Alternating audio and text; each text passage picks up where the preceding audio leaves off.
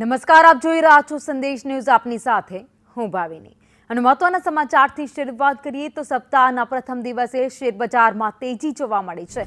સેન્સેક્સમાં 1700થી વધુ પોઈન્ટનો ઉછાળો જોવા મળ્યો છે. નિફ્ટીમાં 500થી વધુ પોઈન્ટનો ઉછાળો જોવા મળ્યો છે. ભારત પાકિસ્તાન વચ્ચે સીઝફાયર થતાં માર્કેટ પણ ખુશ થઈ ગયું છે. બંને દેશો વચ્ચે તણાવ ઓછો થવાની શક્યતાઓએ માર્કેટમાં તેજી જોવા મળી છે. રોકાણકારોના નાણાં સલામત રહેવાની પણ આશા બંધાઈ છે.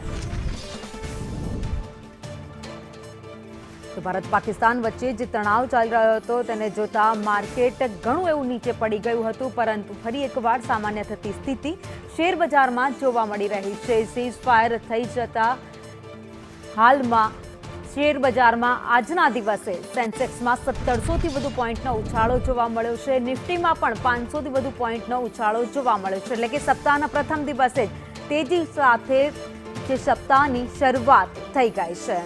તો જે રોકાણકારો છે એ લોકોએ પણ રાહતનો શ્વાસ લીધો છે.